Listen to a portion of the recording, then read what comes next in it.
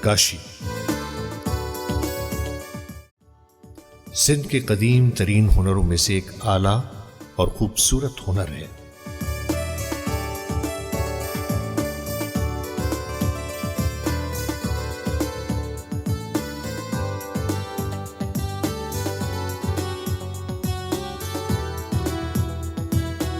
یہ ہے کاشی، ہاتھ کی بنی ہوئی کاشی۔ اس میں نہ تو ہم کسی مشین کا استعمال کرتے ہیں اور نہ ہی کسی اوزار کا، مکمل طور پر ہاتھ سے کام کیا جاتا ہے۔ کاشی ایک ایسا فن ہے جسے تاریخی طور پر صدیوں پہلے بر صغیر خصوصاً سندھ میں عروج حاصل ہو گیا تھا۔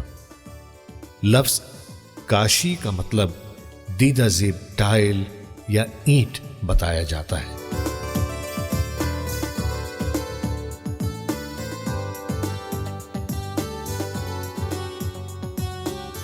سندھ میں کاشی کا کام چند مقامات پر ہی ہوتا ہے، جس میں مٹیاری، نصرپور، ہالہ اور ٹنڈو محمد خان قابل ذکر ہیں۔ ہالہ کو سندھ میں کاشی کے کام کا صدر مقام کہا جائے تو بھی غلط نہ ہوگا۔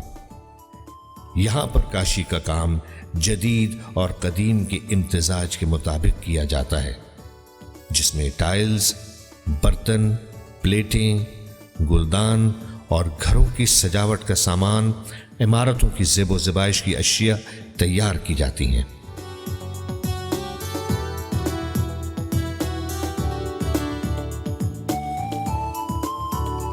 سندھ کے اس قدیم اور لازوال ہنر کو محفوظ رکھنے اور اس کی جدید بنیادوں پر فروغ اور بحالی کے لیے حکومت سندھ شاندار اقدامات کر رہی ہے۔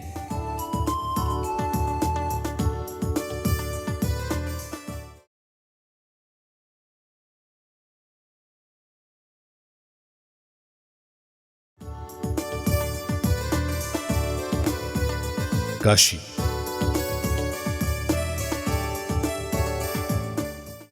کاشی سندھ کے قدیم ترین ہنروں میں سے ایک اعلیٰ اور خوبصورت ہنر ہے۔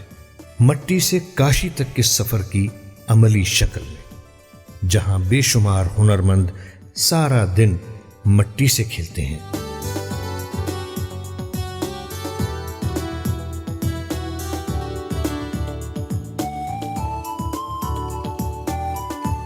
دکھ ایسے، چہرے ایسے، بالک مٹی میں کھیلے جیسے، یہ کسی شاعر نے خوب منظر کشی کی ہے۔ ان الفاظ کی عملی تصویر ہم آپ کو دکھاتے ہیں نصرپور کی ایک ہنر کدہ میں۔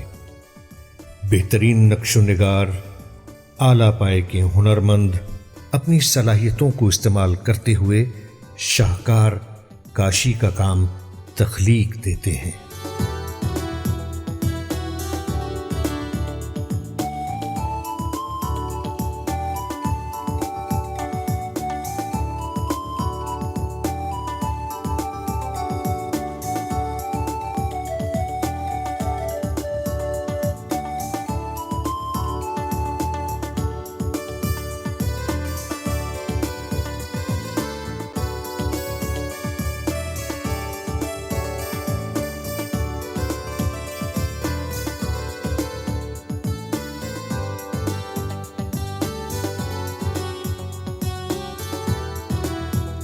کاشی کا کام سمندر کی گہرائی کے مانند ہے، جس کی تہ تک آج تک کوئی نہیں پہنچ سکا۔ یہ ہے کاشی، ہاتھ کی بنی ہوئی کاشی۔ اس میں نہ تو ہم کسی مشین کا استعمال کرتے ہیں اور نہ ہی کسی اوزار کا، مکمل طور پر ہاتھ سے کام کیا جاتا ہے۔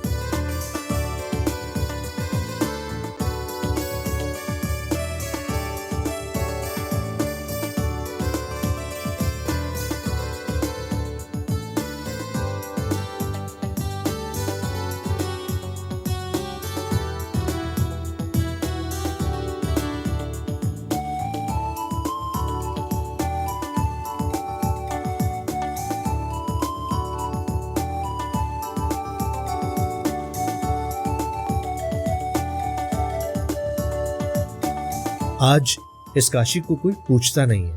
پرنٹڈ ٹائلز آ گئے ہیں مارکیٹ میں، لوگوں کا رجحان مشین کے ٹائلز کی طرف زیادہ جاتا ہے۔ کیونکہ وہ سستی ہوتی ہیں۔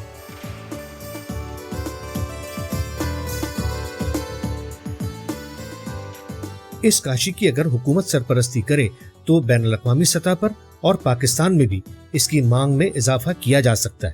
وہ پرانے مزار، وہ مقبرے کیوں آج اس کاشی سے محروم ہیں؟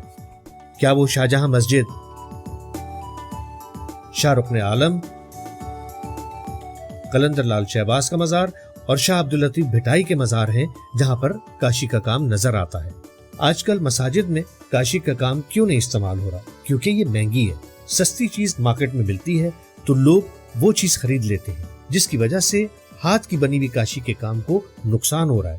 یہ تقریباً 5000 سال پرانی بات ہے جب اس فن نے اپنی ابتدائی کاروباری شکل موئنجو دڑو سے پائی۔ موئنجو دڑو سے حاصل نوادرات، بچوں کے کھلونے،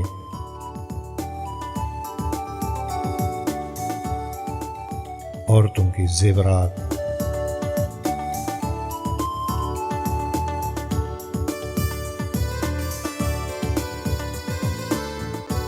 برتن جس کا زمینی طور پر لازوال ثبوت ہے۔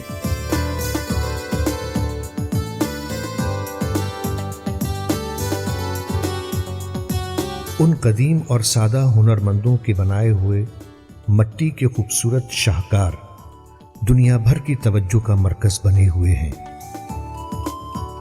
کمال تو یہ ہے کہ بغیر سائنسی آلات، کمپیوٹر اور پیچیدہ مشینوں کے ان کے تجربے میں ڈھلے ہاتھوں نے وہ خوبصورت فن تخلیق کیے جنہیں دیکھ کر آج بھی وسیع نظر لوگ دم بخود رہ جاتے ہیں۔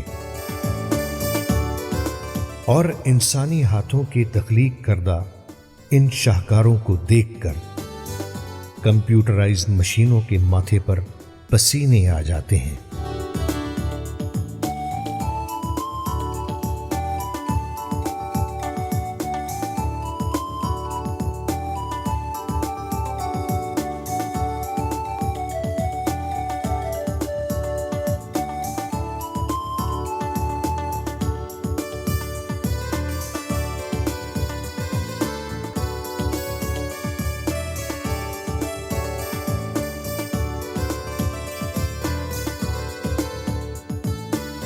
یہ خوبصورت شاہکار دیکھ کر خیال آتا ہے ان سادہ ہاتھوں، خود ساختہ اوزاروں اور مشتاق ہاتھوں میں نہ جانے کیا جادو تھا، یا یہ انسان کی اپنی مٹی سے محبت کی وجہ سے ہے۔ یہ سمجھنا خاصا مشکل کام معلوم ہوتا ہے کہ آخر ان کے ہاتھوں میں ایسا کیا جادو ہے کہ بے جان مٹی کے ڈھیلے کو ذرا سی دیر میں ایک خوبصورت فنکاری کی شکل دے دی جاتی تھی۔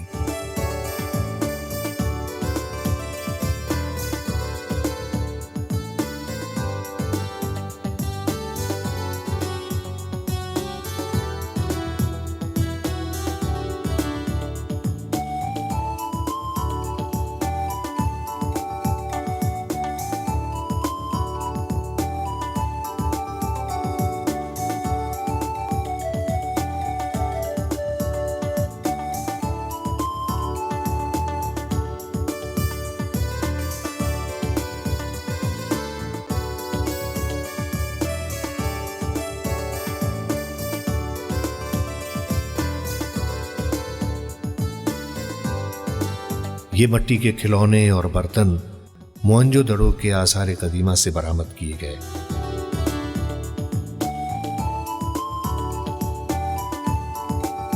اس وقت یہ قدیمی فن سندھ کے اکثر علاقوں تک پھیلتا جا رہا تھا۔ کاشی کے کام کی ابتدا سے لے کر آج تک اس کی تاریخ پر کافی الجھنیں پائی جاتی ہیں۔ کہا یہ جاتا ہے کہ یہ لفظ فارسی زبان سے حاصل کیا گیا ہے۔ لفظ کاشی کا مطلب دیدہ زیب ٹائل یا اینٹ بتایا جاتا ہے۔ ایک روایت یہ بھی ہے کہ لفظ کاشی ایران کے ایک شہر کاشان سے لیا گیا ہے۔ اس کا مطلب بھی ٹائل یا آرائشی کام سمجھا جاتا ہے۔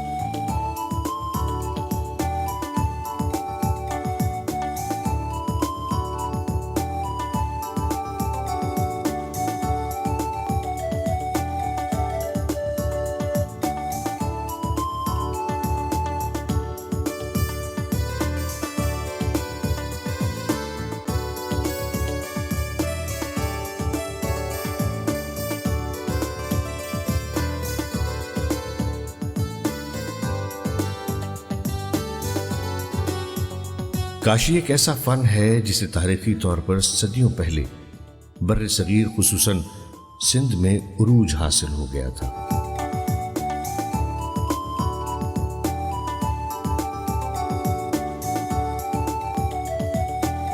گیارہویں صدی سے لے کر 18ویں صدی تک بر اعظم میں جو جنگیں لڑی گئیں، شاہی سطح پر جو تبدیلیاں نمودار ہوتی رہیں، ان کی وجہ سے بھی کاشی کا فن ایران اور چین سے سندھ کی جانب منتقل ہوا۔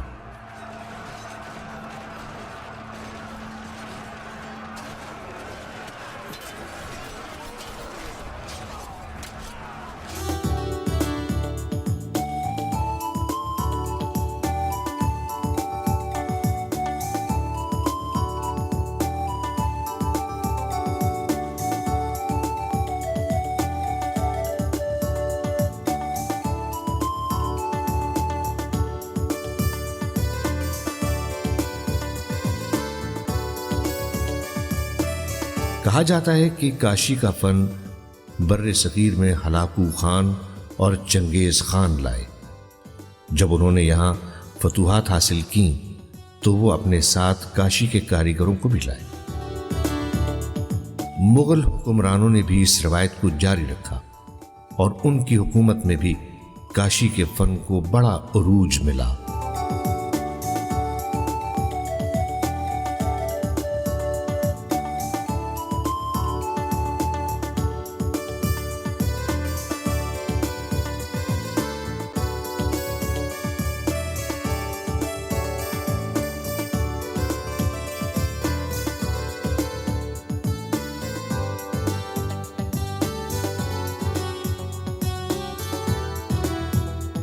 کچھ تاریخی حوالوں میں یہ بھی کہا گیا ہے کہ بر صغیر میں خصوصاً ہندوستان میں منگولوں کی یلغار کے بعد کاشی کا کام مزید آگے بڑھا، جس میں سندھ کے ساتھ ساتھ پنجاب کا بھی ذکر آتا ہے۔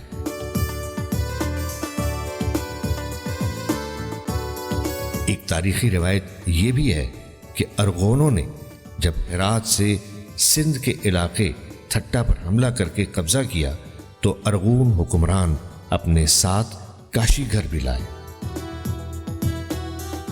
جس کی مثال تھٹا کی تاریخی عمارتوں سے ملتی ہے۔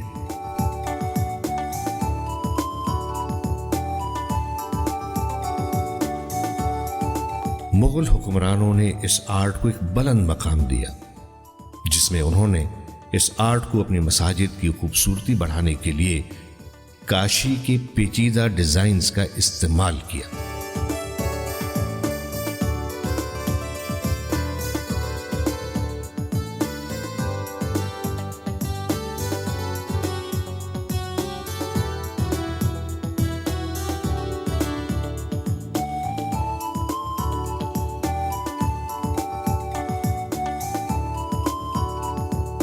انہوں نے نہ صرف مساجد میں بلکہ سرکاری محکموں کی عمارتوں اور گنبدوں پر بھی کاشی کا کام کروایا تاکہ یہ مسلم آرٹ کا شاہکار نمونہ لگیں۔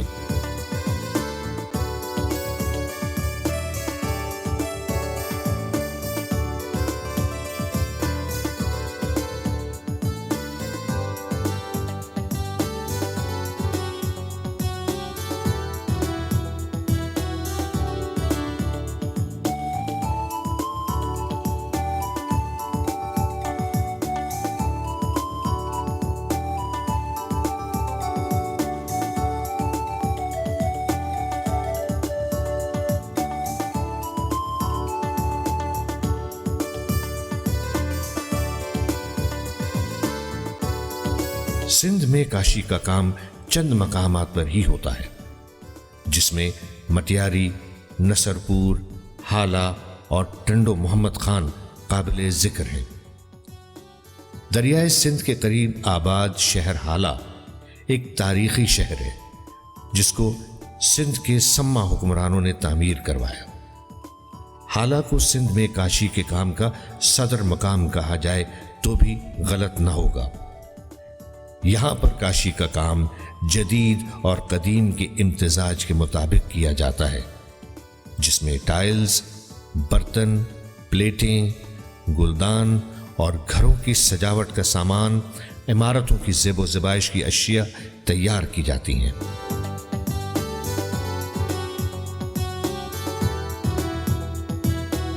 कलोड़ा हुक्मरानों की जानिब से आबाद करदा तारीखी शहर हैदराबाद की कदीमी इमारतों, खुसूसन तालपुर हुक्मरान खानदान के अफराद के मकबरों पर भी काशी का काम नजर आता है, और वो भी हालांकि काशीगरों के फन की उम्दा मिसाल है।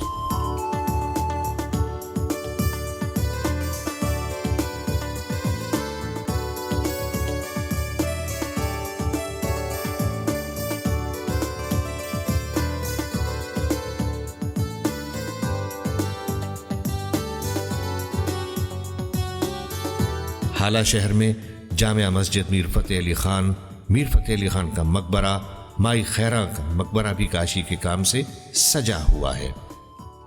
हाला की तरह नसरपुर भी सिंध का एक तारीखी शहर है, जो कि कदीमी सिंधु तहजीब की तसलसल का हिस्सा है। नसरपुर शहर भी तारीख के मुख्तलिफ अदवार में मिटा और बना है।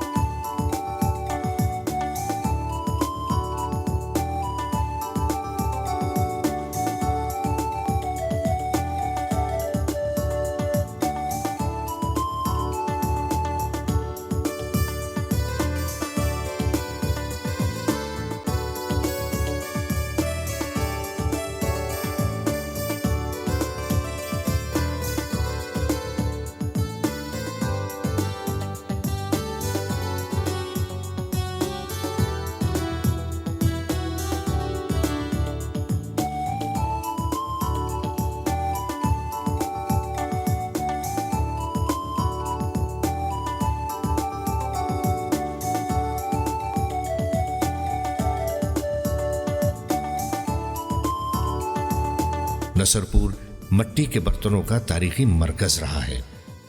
नसरपुर में काशी का काम हाला से मुंतकिल हुआ। जो मट्टी के बर्तन शुरू में सादा नमूने से बनाए जाते थे, फिर उन बर्तनों पर काशी का काम करके उनको शोपीस में तब्दील कर दिया जाता।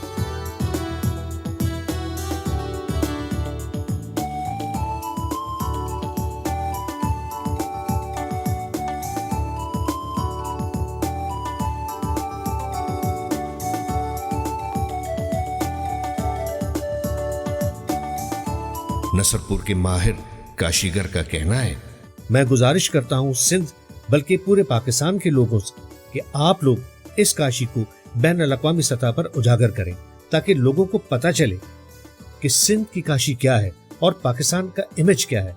तो इस तरह से ये हमारी पहचान बन सकता है।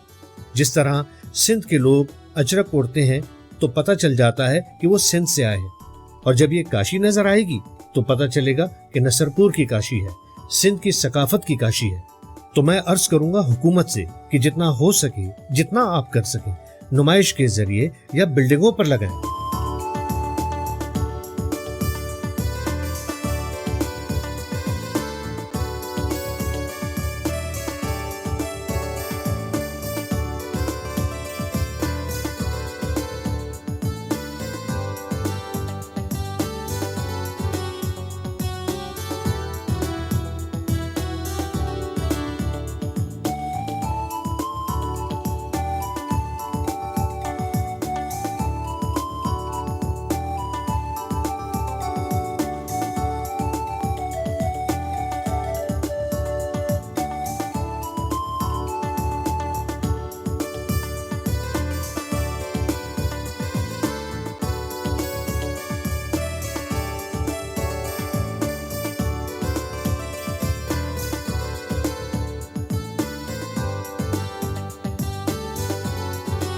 हमने जो भी चीज बनाई, बल्कि शुरू से अब तक जो कुछ भी बनाया, मट्टी से लेकर रंगों तक और रंगों से लेकर ग्लेज तक, और फिर आग की भट्टी से निकला हुआ खूबसूरत शाहकार काशी, ये वो फन पारा है जो पकने के बाद अपना रंग तब्दील करता है اور جتنا پرانا ہوتا جاتا ہے اس کا نکھار اتنا ہی بڑھتا جاتا ہے۔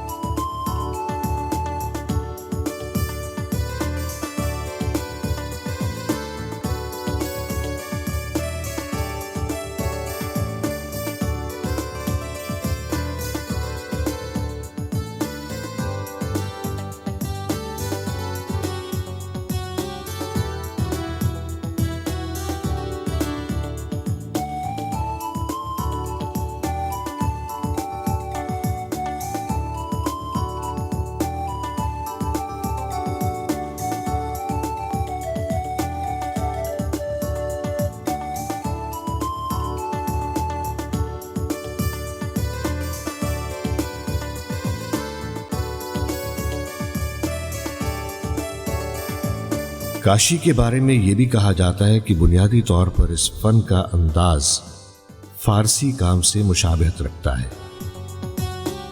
سندھ میں کاشی کے فن کی خوبصورتی دیکھنی ہے تو سب سے اعلیٰ معیار کا کام بھٹ شاہ میں حضرت شاہ عبداللطیف بھٹائی رحمۃ اللہ علیہ کے مزار دیکھیں۔ کاشی کے خوبصورت کام سے بنے ٹائلز نے شاہ عبداللطیف بھٹائی کے مزار کا حسن دوبالا کر دیا ہے۔ زائرین سندھ کے اس قدیم ہنر کو دیکھ کر داد دیتے ہیں اور کلہوڑا خاندان کے معترف بھی ہوتے ہیں جنہوں نے اس مزار کو تعمیر کروایا۔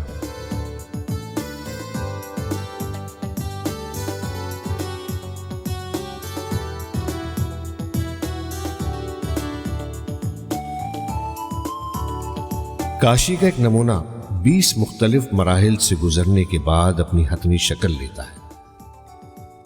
کاشی کے اس کام کے لیے دریائی چکنی مٹی کا استعمال کیا جاتا ہے۔ ابتدائی طور پر ٹھوس کھاد، مٹی اور پانی کو ملایا جاتا ہے اور اس کو ایک دن سوکھنے کے لیے چھوڑ دیا جاتا ہے۔ اس دوران ایک مزدور اس میں سے نجاست اور کچرا وغیرہ ہٹانے کا کام کرتا ہے اور اس کو بالکل آٹے کی مانند گوندا بھی جاتا ہے۔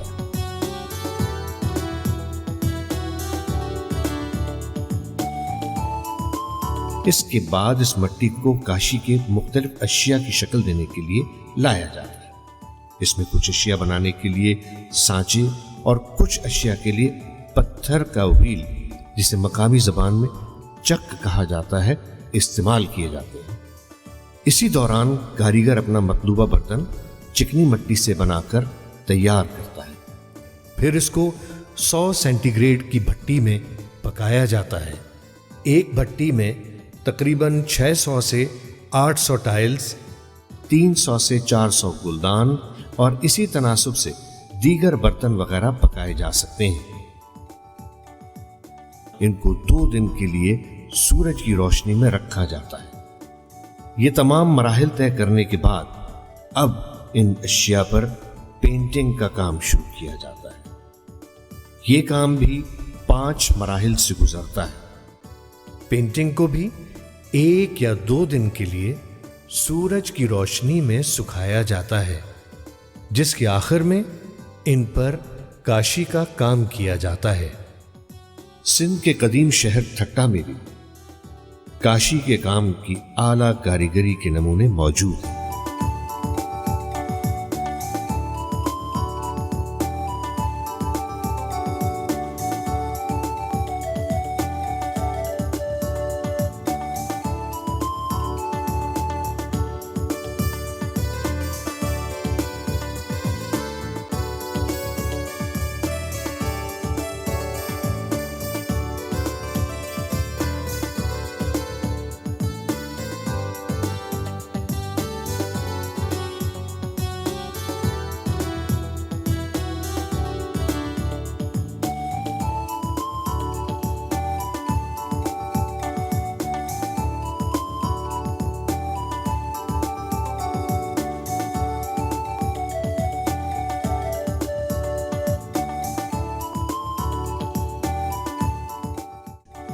اس شہر میں موجود شاہ جہاں مسجد اس فن شاہکار کا عظیم نمونہ ہے۔ یہ مسجد مغل بادشاہ شاہ جہاں نے تعمیر کروائی تھی۔ مغلیہ دور کی مشہور ترین عمارت تاج محل بھی بادشاہ شاہجہاں کے نام سے ہی تعبیر کیا جاتا ہے۔ کاشی اور لال اینٹ سے بنائی گئی تھٹا کی شاہجہاں مسجد 100 گنبدوں والی مسجد کے نام سے بھی مشہور ہے۔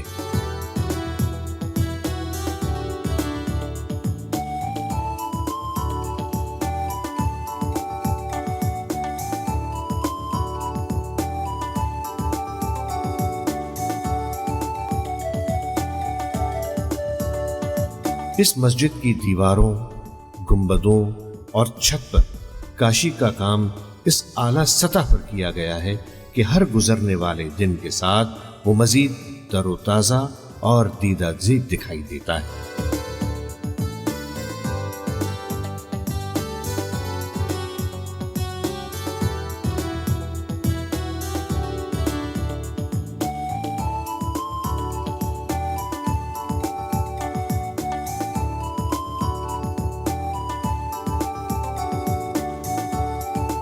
بر صغیر میں کاشی کے کام میں نیلا اور زرد رنگ زیادہ نمایاں طور پر دیکھا جا سکتا ہے۔ شاید اس کی وجہ ان رنگوں کا قدرتی طور پر پانی، آسمان اور ڈھلتے سورج کی خوبصورتی سے مشابہت کے طور پر کیا جاتا ہو۔ گو کہ موسمی تبدیلیاں، دھوپ، طوفانی برساتیں یہ آثار قدیمہ پر بہت اثر انداز ہوتی رہی ہیں، مگر پھر بھی قدیم کاشی آج بھی اپنی خوبصورتی کے ساتھ عمارتوں پر اپنے رنگ و نور کے ساتھ جلوہ افروز ہے۔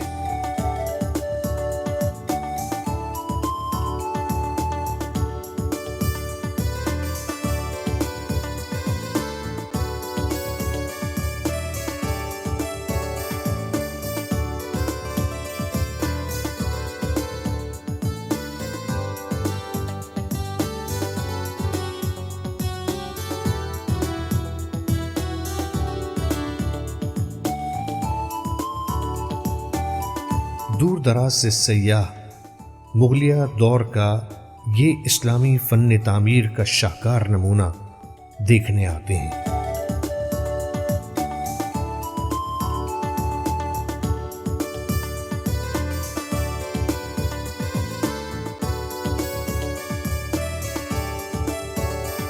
اسی طرح خیرپور میرس میں بھی حضرت سچل سرمست کی درگاہ بھی کاشی کے کام کی اعلیٰ مثال ہے۔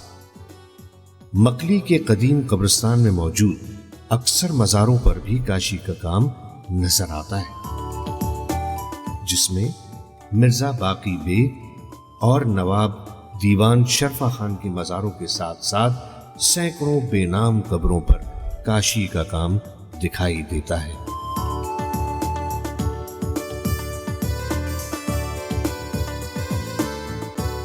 مکلی میں ہی شیخ حماد، جام نظام الدین، سلطان ابراہیم، مرزا غازی بیگ، مرزا جانی بیگ اور دیگر حکمرانوں اور ان کے خاندان کے افراد کی قبروں پر کاشی کا کام نظر آتا ہے۔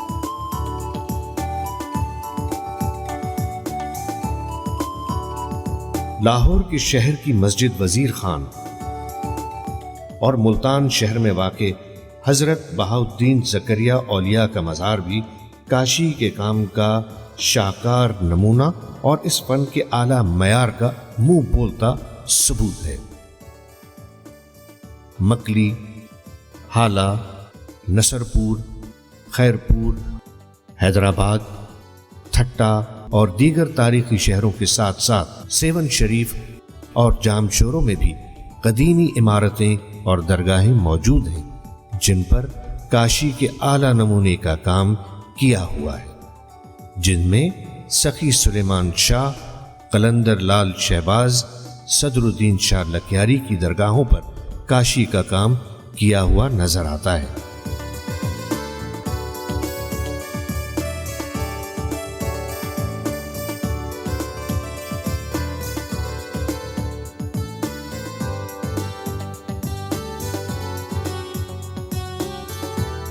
سندھ کے اس قدیم اور لازوال ہنر کو محفوظ رکھنے اور اس کی جدید بنیادوں پر فروغ اور بحالی کے لیے حکومت سندھ شاندار اقدامات کر رہی ہے۔